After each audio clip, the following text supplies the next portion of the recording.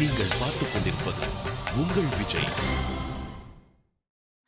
என்னோட மனசுலயே இல்லாத ஒரு விஷயத்த எப்படிங்க என்னால நடைமுறைக்கு கொண்டு வர முடியும்? அதனால தயவு செஞ்சு என்கிட்ட எதையும் எதிர்பார்க்காதீங்க. என்னால மனசார உங்களை ஏத்துக்க முடியும்னு எனக்கு சத்தியமா தோணலங்க.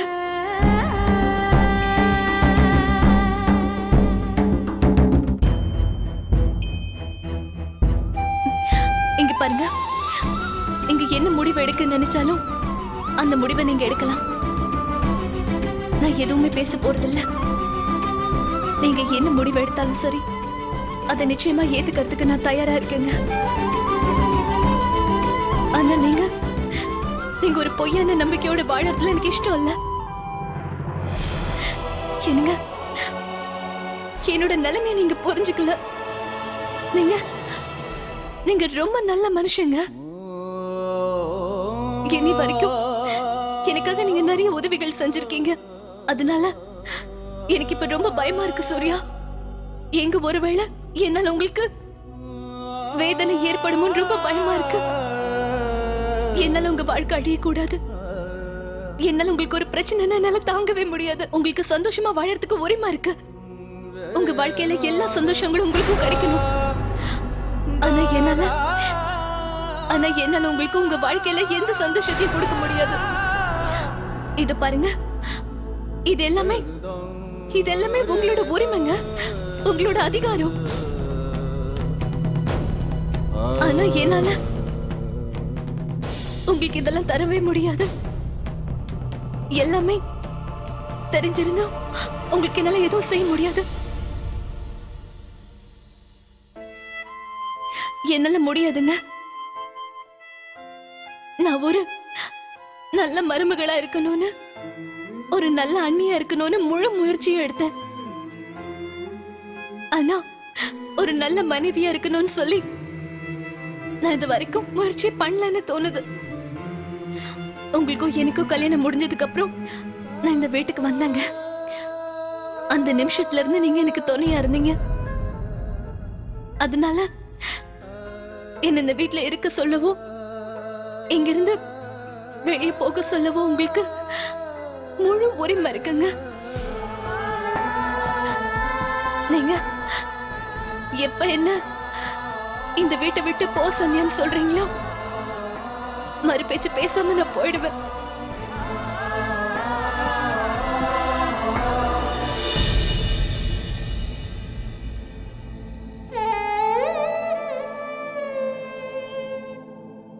சந்தியா, இது வரைக்கும் எப்பவாவது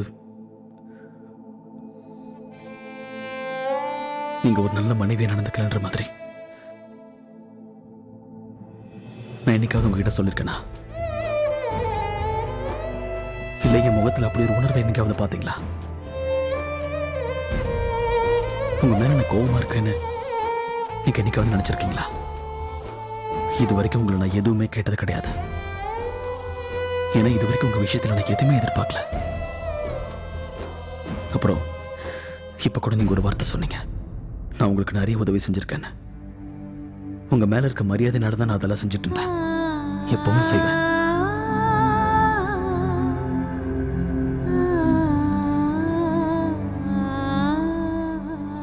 அப்புறம் என்னோட சந்தோஷம் சொன்னீங்கல்ல, நான் எப்பவும் சந்தோஷமா தான் இருக்கேன். சில நேரத்தில் நான் ஜிலேபி சீரியஸ் செய்யலன்னா என்னை பார்த்து சிரிப்பீங்கல்ல, அதுவே எனக்கு பெரிய சந்தோஷம்தான். அப்புறம் சில நேரத்தில் எப்படி தைக்கிறதுன்னு தெரியாம என்னோட குர்தா பட்டனை தப்பா தைச்சிருவீங்க. என்னை பொறுத்த வரைக்கும் அது ஒரு விளையாட்டு, அதுலயும் எனக்கு சந்தோஷம்தான். அப்புறம் சில நேரத்தில் நீங்க துணி காயப்படும் போது தெரியாம என் ட்ரெஸ் எல்லாம் நினைச்சிருக்கீங்க. அந்த சந்தோஷத்துக்கு விலை மதிப்பே இல்லை. நான் நினைஞ்சதை பார்த்து நீங்க விழுந்து விழுந்து சிரிக்கிறத பார்க்க எனக்கு ரொம்ப சந்தோஷமா இருக்கும் சந்தியா. இந்த உலகத்தையே மறந்துருக்கேன். இங்க பாருங்க சந்தியா,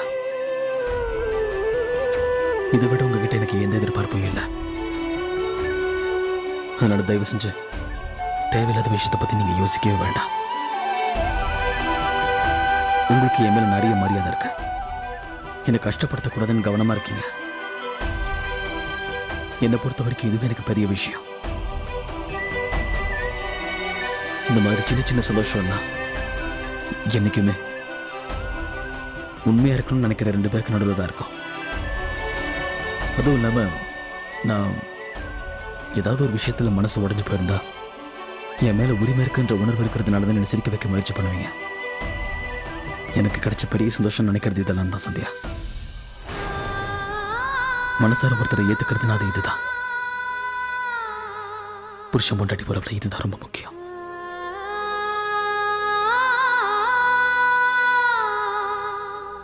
என்னை பொறுத்த வரைக்கும் எல்லாத்தையும் விட மனசார ஒருத்தர் ஏத்துக்கிட்டாலே போதும். சந்தியா, நீங்க இப்போ ஒரு வார்த்தை சொன்னீங்க, உங்களால என்கிட்ட போய் சொல்ல முடியாதுன்னு.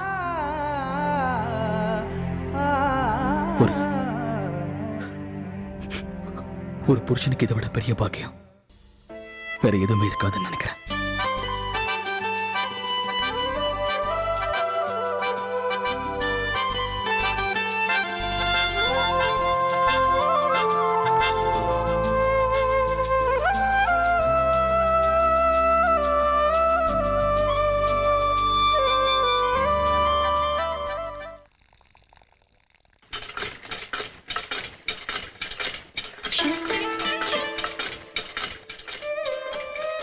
சரோஜா, என்ன பாரு. நம்ம ஏரியா பசங்களுக்கு அப்படி என் மேல என்ன கோவம்னு தெரியல. பேசாம பீடா வாங்கலான்னு போய்கிட்டு இருந்தேன். என் மேல இந்த கலரை கொட்டிட்டு அப்படியே போயிட்டாங்க. இப்போ ரொம்ப அழகா இருக்கீங்க அங்கிள், இப்படியே பீடா சாப்பிடுங்கட்டாங்க. எனக்கு தெரியுங்க, எனக்கு எல்லாம் தெரியும். கலரை மேல ஊத்திக்கணும்னு உங்களுக்கு ஆசை இல்ல? அந்த பசங்க வேற யார் மேலயே தூக்கி போட்டிருப்பாங்க, நீங்க நடுவுல பூந்திருப்பீங்க. எனக்கு என்னமோ அந்த கலர் என்ன பாவம் செஞ்சிருக்குமோன்னு தோணுது. போய் போய் உங்க மேல விழுந்திருக்கு. அம்மா, நான் பண்ணது பெரிய தப்பு தான். இப்போ என்ன பண்றது? என்ன செய்வீங்க? போங்க, போய் குளிச்சிட்டு வாங்க. இன்னொரு விஷயம், இந்த குர்தாவை நீங்களே துவைச்சு காய போடுங்க. சரி, நான் எப்படியாவது குளிக்கிறேன். ஆனா எனக்கு முதுகு தேய்ச்சி விடுறது யாரு? சரி சரி, நானே போய் குளிக்கிறேன். எனக்கு ரொம்ப குளிரா இருக்கு. முதல்ல டீயை போட்டு கொண்டு வா.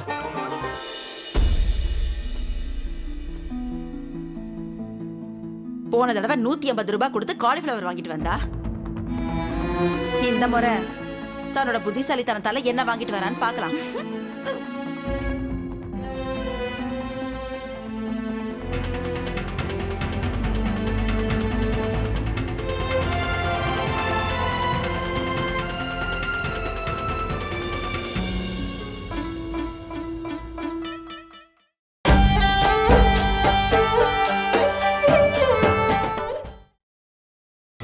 நீங்கள் பார்த்துக் கொண்டிருப்பது உங்கள் விஜய்.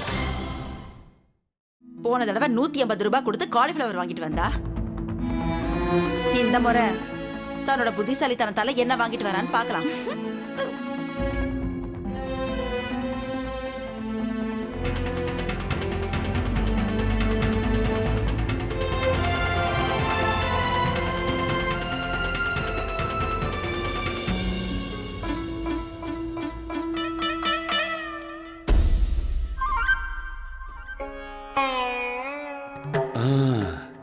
இந்த கலரை என் மேல மகேஸ்வரியோட மகன் தான் போட்டிருப்பான்.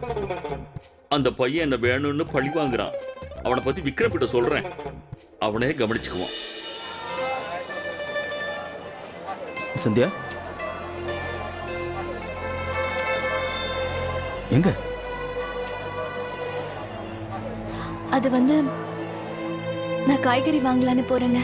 ஓ, ஆனா இந்த முறை இந்த வேலையை நான் ஒழுங்கா செய்ய போறேனா இல்லையான்னு தெரியல. என்னங்க, உங்களுக்கே தெரியும்ல, போன முறை நான்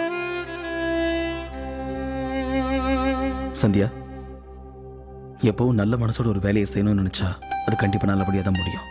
நீங்க தைரியமா போயிட்டு வாங்க. ஒரு நிமிஷம்.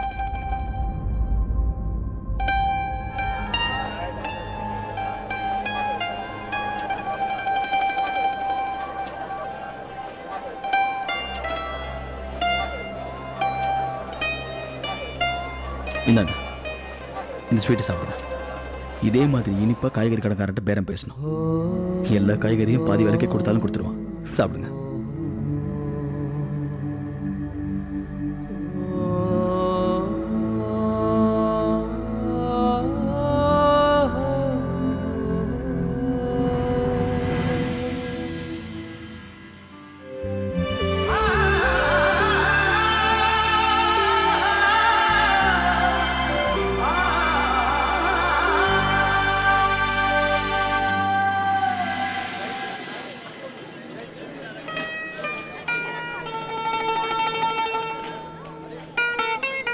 அண்ணா இந்த காலிஃப்ளவர் எவ்வளோ? கிலோ 25 ரூபாமா? 25 ரூபாயா? அண்ணா அண்ணா இந்த சந்தியா, எப்பவும் நல்ல மனசோட ஒரு வேலையை செய்யணும்னு நினைச்சா அது கண்டிப்பா நல்லபடியா தான் முடியும். நீங்க தைரியமா போயிட்டு வாங்க. இங்க பாருங்கண்ணா, நான் 1 கிலோ இல்ல 2 கிலோ வாங்கிக்கிறேன். ஆனா எனக்கு 20 ரூபாய்க்கு கொடுத்தா நான் வாங்கிக்கிறேன். சரி சரி வாங்கிங்க. சந்தியா, இப்போ உன் வாழ்க்கையோட லட்சியம் பேரம் பேசி காய்கறி வாங்குறது தானா? பிரீத்தி, நீங்க உன் புருஷனோட கடைக்கு நான் ஃபோன் பண்ணிருந்தேன். நீ மார்க்கெட்டுக்கு வந்திருக்கிற விஷயத்த அவர் தான் என்கிட்ட சொன்னாரு. அதனால தான் நானும் இங்க வந்தேன். ஏதாவது முக்கியமான விஷயமா என்ன? நேத்து காலையில உன்னோட வீட்டுக்கு வந்திருந்தேன். உன் மாமியார் அப்போ உன்கிட்ட ரொம்ப பாசமா ரொம்ப அன்பா பேசிட்டு இருந்தாங்கல்ல, அப்போ உன் ரூம் வாசல்ல தான் நின்னுட்டு இருந்தேன். நான் கேட்டேன், புருஷ பொண்டாட்டிக்கு நடுவில் இருக்க வேண்டிய விஷயத்தை பத்தி உன் மாமியார் எல்லாரும் முன்னாடியும் பேசினதை நான் கேட்டேன். நான் ஒரு உண்மையை சொல்லவா? எனக்கு உன் மாமியார் மேல கோவம் வரல. எனக்கு உன் புருஷன் சூர்யா மேலதான் கோவம் வருது. அவர் எப்படி பேசாம இருந்தா அவங்க பேசுறதெல்லாம் பொறுத்துக்கிட்டாரு. உன் மாமியார் உன்கிட்ட இவ்வளவு எம்ப்ராசிங்கான விஷயத்த பேசிட்டு இருந்தாங்க, உன்னை திட்டிட்டு இருந்தாங்க. ஆனா உன் புருஷன் எதுவுமே பேசாம இருந்தாரு. உன் புருஷனை சொல்லிக்கிற அருகதை அவருக்கு கிடையாது. அவரால் உனக்காக எதுவுமே செய்ய முடியாது. பிரீத்தி, ஒரு விஷயத்த நல்லா புரிஞ்சுக்க. மத்தவங்க வீட்ல நடக்கிற விஷயத்த கதவு கிட்ட நின்னு ஓட்டு கேக்குறது எனக்கு சுத்தமா பிடிக்காது.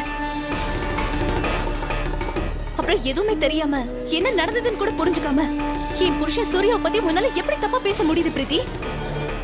அவரு ரொம்ப நல்ல மனுஷன். என்னை பத்தி நான் பெருமையா சொல்லல. ஆனா எந்த ஒரு பொண்ணுக்கும் சூர்யா மாதிரி ஒரு புருஷன் தான் அவ வாழ்க்கையில கிடைக்கணும். சந்தியா, இது உன் வாழ்க்கை சம்பந்தப்பட்ட விஷயங்கிறதுனாலதான் நேத்து நாங்க நின்ன எல்லா விஷயத்தையும் கேட்டேன்.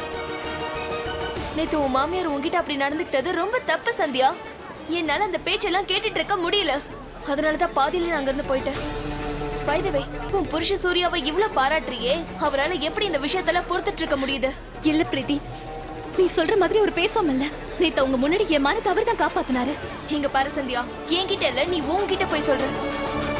இன்னொரு விஷயம், நீ சொல்றதெல்லாம் உண்மையா இருந்தா உனக்கு உண்மையிலேயே உன்னை பாத்துக்கிற பாசமான ஹஸ்பண்ட் கிடைச்சிருந்தாருன்னா உன்னால ஏன் அவரை மனசார நேசிக்க முடியல? உன் புருஷனை நீ நேசிக்கிறியா இல்லையான்னு உன் மாமியார் கேட்டப்போ நீ ஏன் பதில் சொல்லல? ஏன்னா உன் புருஷன் நீ இது வரைக்கும் மனசார ஏத்துக்கல. இன்ஃபேக்ட் என்னைக்குமே அவரை மனசார உன்னால ஏத்துக்க முடியாது. அண்ணா, இந்த தக்காளி எவ்வளோ? கிலோ 30 ரூபாமா? அண்ணா 25 ரூபாய்க்கு கொடுங்க, நான் 1.5 கிலோவா வாங்கிக்கிறேன். சரி எடுத்துக்கங்க. சந்தியா, உன்னால இந்த வாழ்க்கைய வாழ முடியாது. அதை புரிஞ்சுக்காம ஏன் இந்த முயற்சியெல்லாம் எடுக்கிற? இது எல்லாமே ஒரு ஏமாத்து வேலை.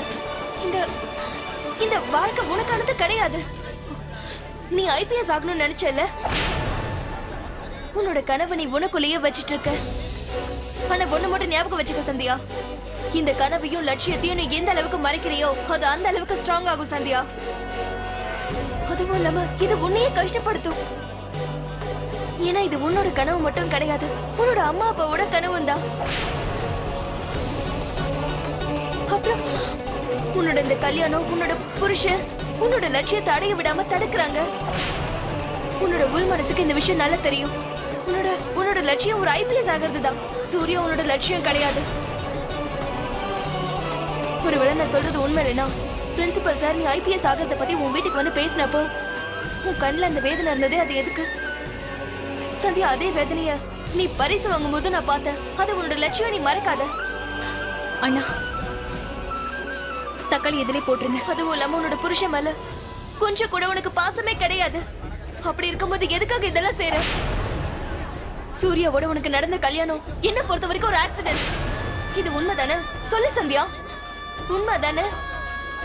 நீ சொன்னது எல்லாமே உண்மைதான் பிரீத்தி, ஆனா முழு உண்மை கிடையாது. நான் ஒத்துக்கிறேன், என்னோட லட்சியமே ஐபிஎஸ் ஆகணுங்கிறது தான். அது என்னால என்னைக்குமே மறக்க முடியாது. ஆனா சூர்யாக்கு என் மேல என்னைக்குமே நிறைய மரியாதை இருக்கு. அப்புறம் ஒரு விஷயத்தை மட்டும் நீ நல்லா ஞாபகம் வச்சுக்க. எங்களுக்குள்ள எந்த உறவு இல்லை நீ நினைக்க வேண்டாம். எங்களுக்குள்ள உறவு இருக்கு, நம்பிக்கைங்கிற உறவு, மரியாதைங்கிற உறவு.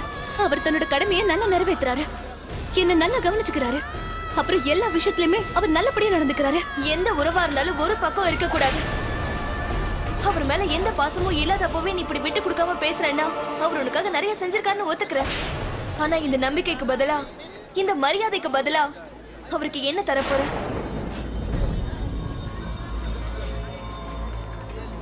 கல்யாணம் முடிஞ்சதுக்கு அப்புறமும் பாவம் அவர் தனியா தான் இருக்காரு. அவருக்கு உனக்கு எந்த சம்மந்தமும் இல்லாத மாதிரி தானே இருக்கு.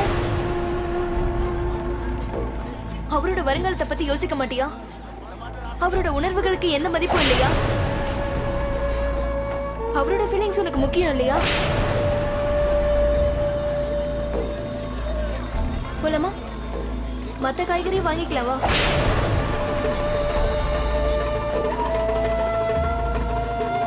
கத்திரிக்காய்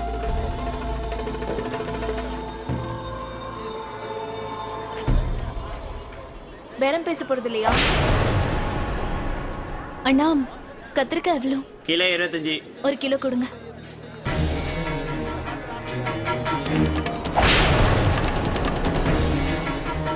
உன்னை குத்தி காட்டி பேசுறதுக்காக நான் இங்க வரல சந்தியா. இதெல்லாம் உன்கிட்ட எதுக்காக சொல்றேன்னா, எனக்கு உன் மேல நிறைய அக்கறை இருக்கு. இந்த வீட்ல நீ எந்த அளவுக்கு கஷ்டப்படுறேங்கிறத என்னால புரிஞ்சுக்க முடியுது. நீயும் சூர்யாவும் பக்கத்துல கூட நடந்து போக முடியாது. உங்க 2 பேருக்கும் பொருத்தமே கிடையாது.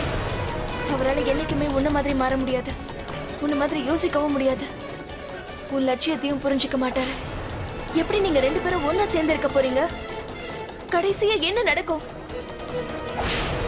சந்தியா, எல்லாமே கையை மீறி போறதுக்கு முன்னாடி தயவு பண்ணி நீ ஒரு நல்ல முடிவெடு. நீங்க 2 பேரும் பிரிஞ்சாதான் அது நல்லது சந்தியா.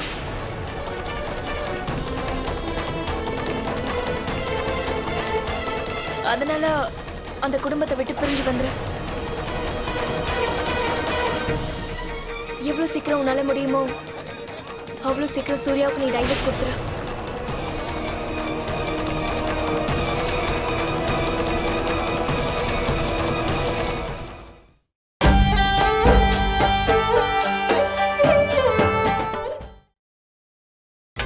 நீங்கள் பார்த்துக் கொண்டிருப்பது உங்கள் விஜய்.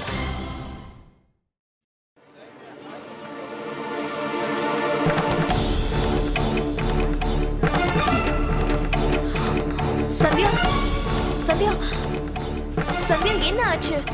என்ன பேசுறேன்னு தெரிஞ்சுதான் பேசுறியா? டைவர்ஸா?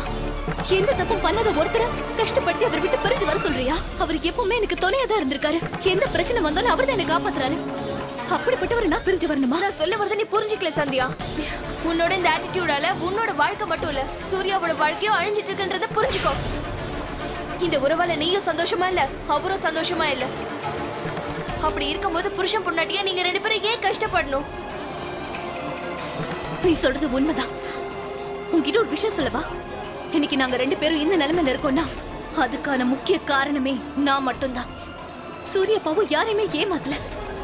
இந்த உறவுல எனக்கு விருப்பம் இல்லைன்னு சொன்னதுக்கு அப்புறமா பாவம் அவர் இந்த உறவை இன்னும் காப்பாத்திட்டு இருக்காரு. இன்னொரு விஷயம் மட்டும் நல்லா புரிஞ்சுக்கும். சூர்யா நினைச்சா என்கிட்ட அவர் டிவோர்ஸ் கேட்கலாம். ஏன்னா இந்த விஷயத்துல ஏமாற்ற அடைஞ்சவர் அவரு. அதுவும் இல்லாம நான் ஏமாந்து போனது காரணம் அவர் இல்ல. அதனால இந்த விஷயத்தை பத்தி பேசுறது கூட எனக்கு உரிமை இல்ல. அவர்கிட்ட டிவோர்ஸ் கேட்கவும் எனக்கு அருகதை உன்கிட்ட இல்ல. காரணம் இருக்கு சந்தியா. அதுதான் உன்னோட கெரியர். எப்படியாவது ஐபிஎஸ் ஆகணுங்கிறது தான் உன்னோட லட்சியம். சந்தியா, கொஞ்சமாவது உன்னோட மூளையை பயன்படுத்தி யோசிக்க பாரு. அதுவும் இல்லாம இந்த கல்யாணத்தை நீ ஒண்ணு விருப்பப்பட்டு செஞ்சுக்கல. இங்க பாரு, இந்த கல்யாண வாழ்க்கையில நீ இப்ப சந்தோஷமாவும் இல்ல. அப்படி இருக்கும்போது நீ உண்மையை சொல்லி இந்த உறவை விட்டு வெளியில வரணும்னு நினைச்ச. இதுல என்ன தப்பு இருக்கு?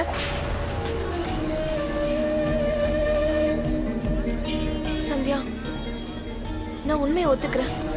டைவர்ஸ் வாங்குறது உண்மையிலேயே சாதாரணமான விஷயம் இல்லதான். ஆனா இங்க 2 வாழ்க்கையை காப்பாத்த இது மட்டும்தான் வழி. மனசு கஷ்டமாக்கிக்கிட்டு ஏதோ ஒரு முடிவை எடுத்து ஆகணும் சந்தியா. இன்னொரு விஷயத்தை யோசி. நீங்க டிவோர்ஸ் வாங்கினதுக்கு அப்புறம் சூர்யாவால தனிமையில சந்தோஷமா வாழ முடியும். சூர்யா இன்னொரு கல்யாணம் கூட பண்ணிக்கலாம். அதே நேரம் நீயும் உன்னோட வாழ்க்கையில முன்னேற முடியும். நீ நினைச்சபடி ஏதாவது சாதிக்கலாம்.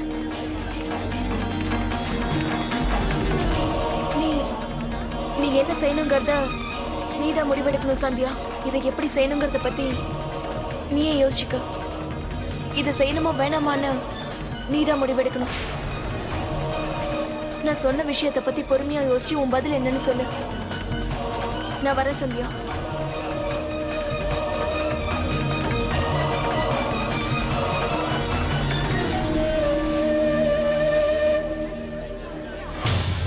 அண்ணா 1/2 கிலோ உருளைக்கிழங்கு கொடுங்க.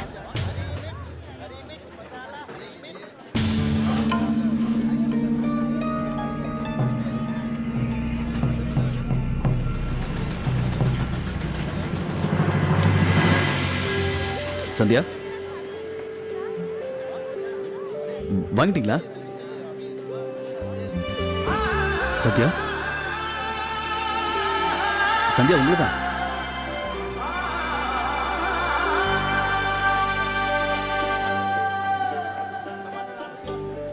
சந்தியா கேக்குதா?